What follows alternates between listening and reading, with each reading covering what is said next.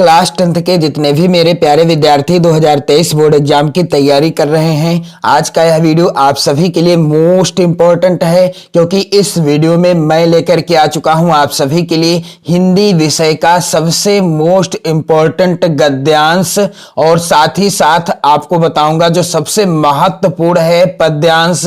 तो आज का यह वीडियो आप सभी के लिए मोस्ट इंपॉर्टेंट होगा और ये गद्यांश और पद्यांश 2023 बोर्ड एग्जाम की दृष्टि से सबसे ज्यादा महत्वपूर्ण हैं और इन्हीं के माध्यम से मैं आपको बताऊंगा कि आप गद्यांश का संदर्भ कैसे लिखें और पद्यांश का संदर्भ कैसे लिखें। तो वीडियो काफी ज्यादा हेल्पफुल है आप सभी के लिए। वीडियो को शेयर कर देना अपने सभी इष्ट मित्रों में और यदि आप चैनल पर नए हो तो जरूर सब्सक्राइब कर लेना और साथ ही साथ वीडियो को लाइक भी कर देना। तो यहां पर आप देखेंगे हिंदी विषय का मोस्ट इंपॉर्टेंट गद्यांश और पद्यांश। जैसा कि आप सभी जानते हैं कि 16 फरवरी को हिंदी विषय का पेपर है और इसके लिए मैंने आज ही से हिंदी विषय के मॉडल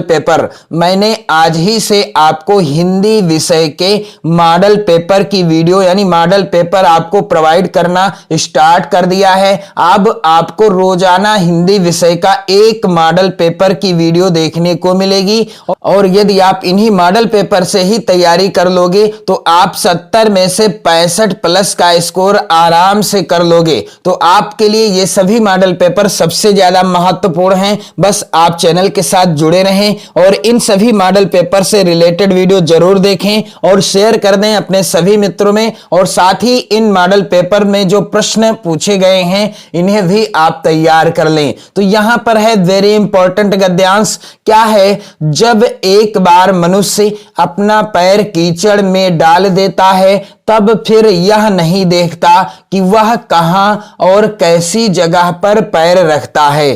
धीरे धीरे उन बुरी बातों में अभ्यस्त होते होते तुम्हारी घृणा कम हो जाएगी।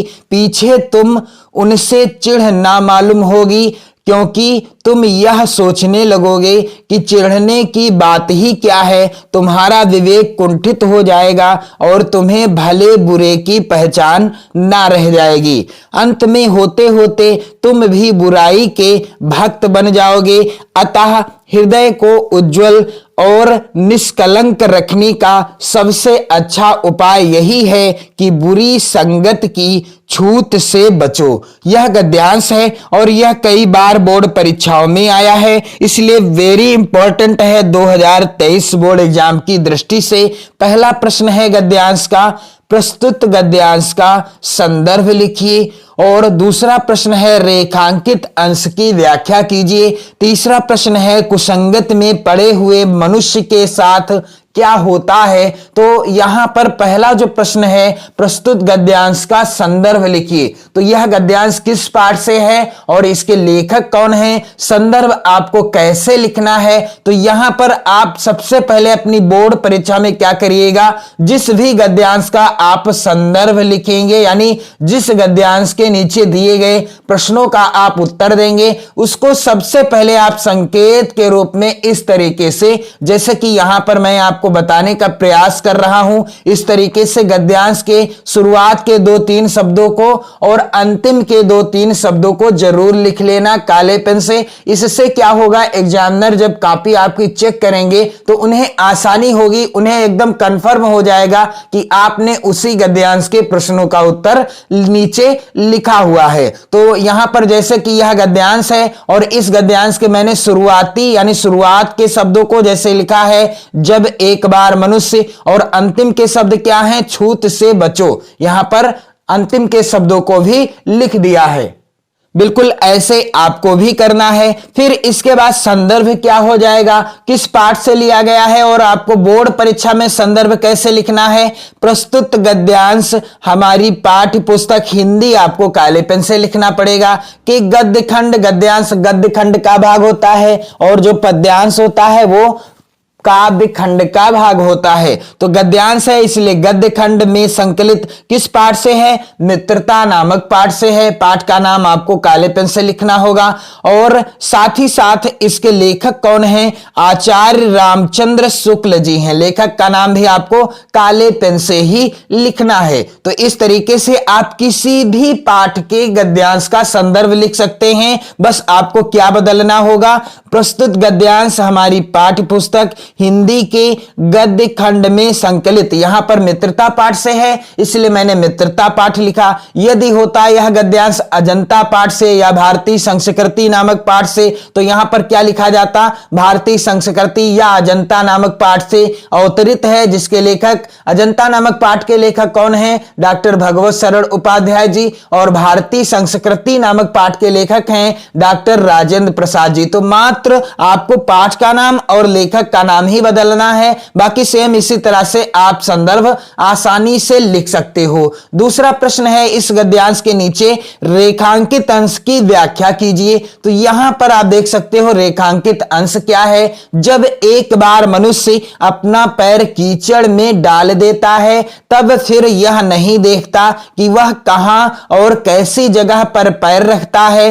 धीरे धीरे उन बुरी बातों में अभ्यस्त होते होते तुम्हारी घृणा कम हो जाएगी, पीछे तुम्हें उनसे चिढ़ ना मालूम होगी। तो यह है रेखांकित अंश और इसकी सरल व्याख्या क्या है? इस तरीके से आपको हेडिंग डालना पड़ेगा, रेखांकित अंश की व्याख्या क्या हो जाएगी? इस गद्यांश के रेखांकित अंश की व्याख्या शुक्ल जी कहते हैं बुरी संगति को कीचड़ के समान कहा है। शुक्ल जी ने बुरी संगत को कीचड़ के समान बताया है और क्या कहा है कि इस कीचड़ से सदा बचकर रहकर चाहिए, यानी बचकर रहना चाहिए, बचकर यहां पर रहना चाहिए, अन्यथा यह हमारे आचरण को दूषित कर देगा। यदि कोई मनुष्य एक बार बुरी संगत में फंस जाएगा और कलंकित हो गया तो वह फिर बार बार कलंकित होने से नहीं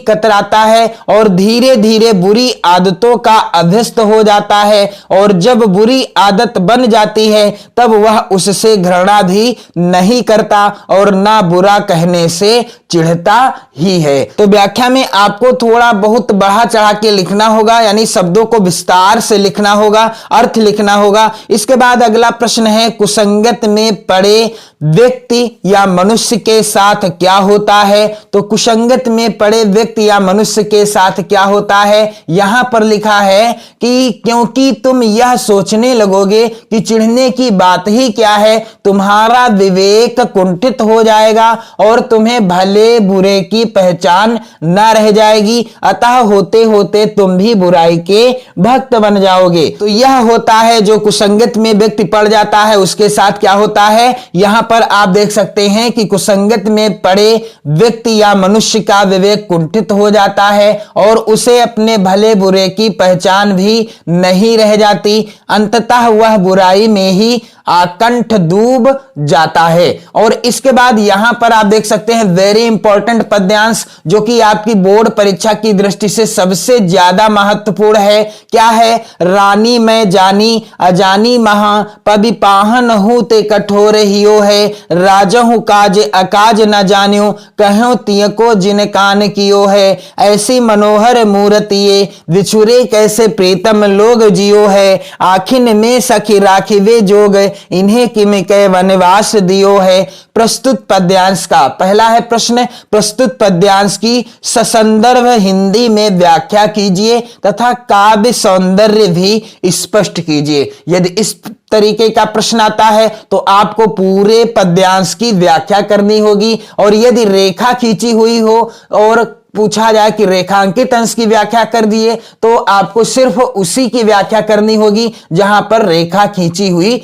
होगी। तो यहां पर पहला है प्रश्न, प्रस्तुत पद्यांश का संदर्भ। तो आप यहां पर भी वही ट्रिक आजमाएंगे, यानी जिस भी पद्यांश का आप संदर्भ या पद्यांश आधारित प्रश्नों का उत्तर लिखना चाहेंगे 2023 बोर्ड एग्जाम में, इसके लिए आपको करना क्या होगा? सबसे पहले उस पद्यांश के शुरुआत के शब्दों को और अंतिम के शब्दों को, जैसा कि यहां पर आप देख पा रहे हैं मैंने लिखा है संकेत हेडिंग डालने के बाद पद्यांश के शुरुआती शब्दों को लिख दिया है रानी मैं जानी, फिर डॉट डॉट करने के बाद अंतिम के शब्दों को लिख दिया है वनवास दियो है। इसके बाद मैंने हेडिंग डाली है संदर्भ। तो ऐसा ही आपको भी करना है। प्रस्तुत पद्यांश हमारी पाठ्य पुस्तक हिंदी आपको काले पेन से लिखना होगा कि काव्य खंड में संकलित वन पथ पर, पाठ यानी शीर्षक का नाम आपको काले पेन से लिखना होगा। फिर जिसके रचयिता कौन है, रचयिता है गोस्वामी तुलसीदास जी, रचयिता का नाम भी आपको काले पेन से ही लिखना होगा। तो किसी भी पाठ का पद्यांश हो आप सेम इसी तरह से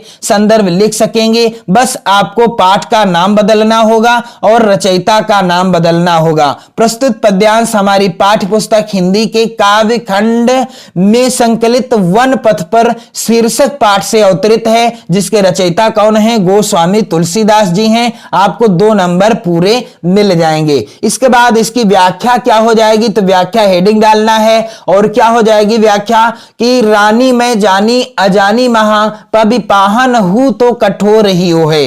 वन गमन के समय रास्ते में स्थित एक गांव की स्त्रियां जब राम लक्ष्मण और सीता के सौंदर्य तथा कोमलता को देखती हैं तो वह क्या कहती हैं, वह रानी कैकेयी को अज्ञानी और वज्र तथा पत्थर से भी कठोर हृदय वाली नारी बताती हैं। रानी मैं जानी अजानी महा पबिपाहन हूं तो कठोर ही हो है।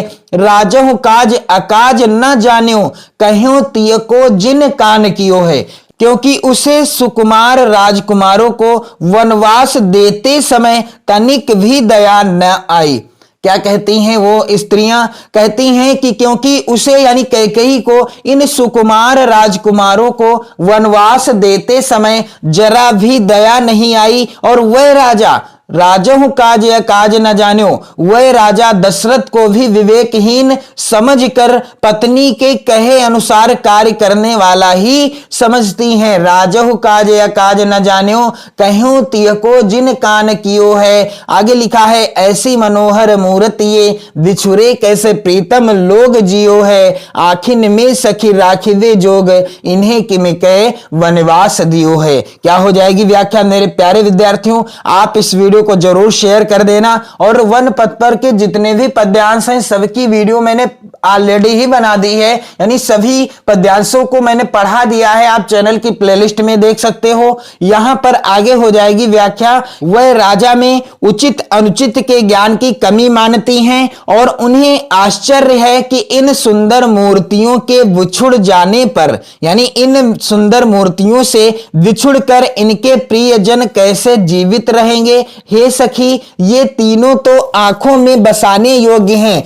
ऐसी मनोहर मूर्ति ये बिछुरे कैसे प्रीतम लोग जियो है। आखिन में सखी राखिवे जोग इन्हें किम कह वनवास दियो है। यानी ये तो तीनों आंखों में बसाने योग्य हैं, तब इन्हें किस कारण वनवास दिया गया है। अब इसका जो है काव्यगत सौंदर्य आपको कैसे लिखना है, तो यहां कवि ने ग्रामीण बालाओं की श्री राम के प्रति सहृदयता का सुंदर चित्रण किया है। दूसरा बिंदु है भाषा, तो इस पद्यांश की भाषा क्या है, ब्रज भाषा है। शैली मुक्तक शैली है। रस कौन सा है, यहां पर करुण एवं श्रृंगार रस है। अलंकार कौन सा है, यहां पर अनुप्रास अलंकार है। गुण कौन सा है, माधुर्य और शब्द शक्ति, अभिधा, लक्षणा एवं व्यंजना।